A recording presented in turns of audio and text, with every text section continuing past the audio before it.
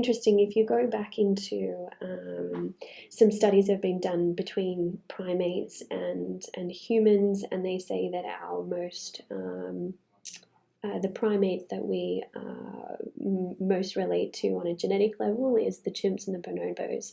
And if you know anything about bonobos, they just have sex all the time.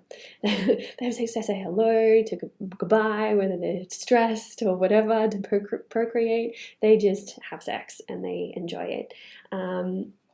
But also, they have done studies and linked the evolution between our anatomy and also our orgasms and what that actually really means.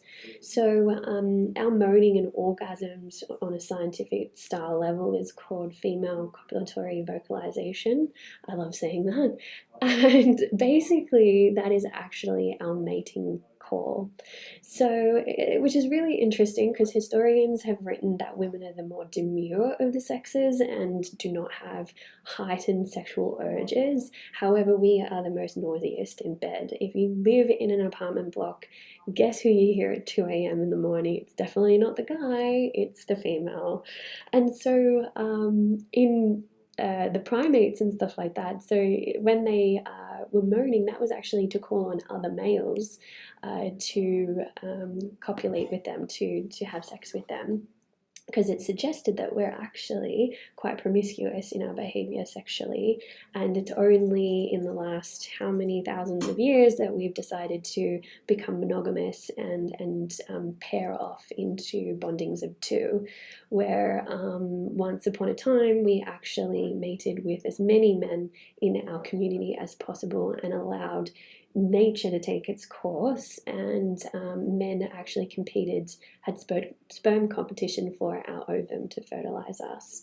So we were very vocal, given that that was the way that we allowed our male counterparts to know that we are ready and excited for a bit of fun.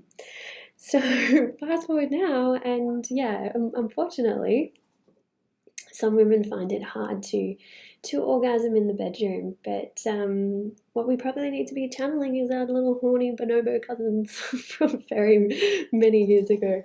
The next thing I wanted to talk about is the way that we're wired. So every female is wired differently sexually, and it's really interesting because females, our communication is diffused. We can talk about many different things.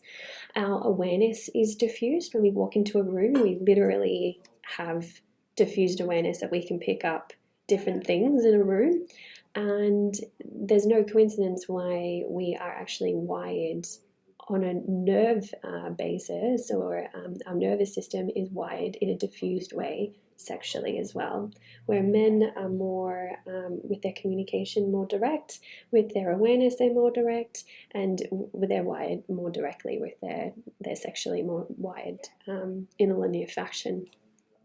So what does that mean? That means that we have a number of nerve endings that run from the bottom of our brain, down our back and around our anus, past our perineum, and then up into our vulva, and then into the vagina. And we have a few different places where the nerves can